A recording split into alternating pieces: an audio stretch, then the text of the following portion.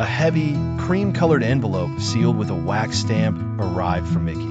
Inside was an elegant invitation. You are cordially invited to the exclusive preview of the Museum of Lost Inventions.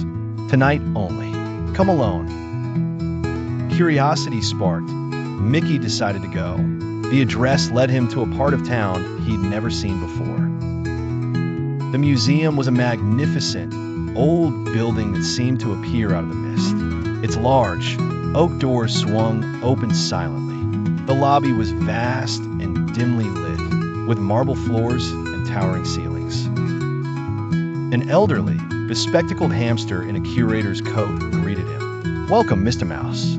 The exhibits have been waiting for someone like you." The first hall was filled with brilliant ideas that never quite made it.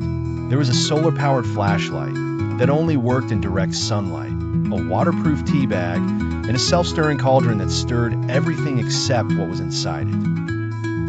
Mickey chuckled at the clever, yet flawed, creativity. Next was a hallway of intricate clockwork inventions. Gears and cogs turned slowly, powering beautiful but useless machines. One was a complex machine that peeled apples but then immediately mashed them into sauce. Another was a bell that rang every time someone somewhere thought about inventing something. This room was like a greenhouse. Instead of plants, glass orbs contained glowing, floating ideas. One orb held a sketch for a flying car that ran on laughter. Another contained the blueprint for a hat that could translate animal languages.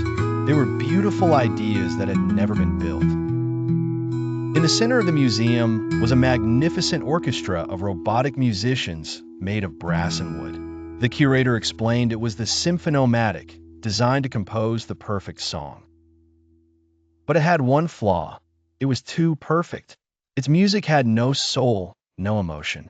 It played a technically flawless but utterly boring symphony.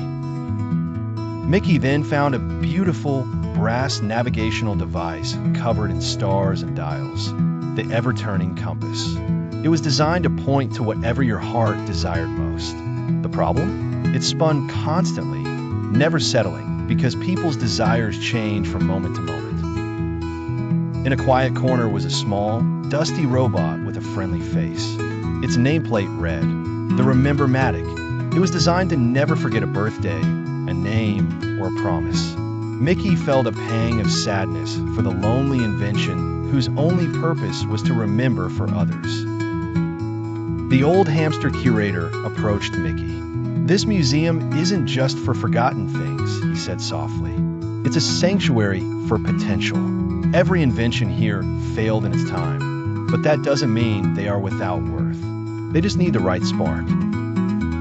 The curator led Mickey to the center of the museum. Under a soft beam of light was a pedestal, but it was empty. This was to be our greatest exhibit, the curator sighed, the idea generator. But it was never finished. Its creator disappeared, leaving only the blueprint. The curator showed Mickey the blueprint. It was a mess of wires, tubes, and poetic instructions. Connect the heart of courage to the mind of curiosity. The other inventors had tried to build it with logic and metals, but it had never worked.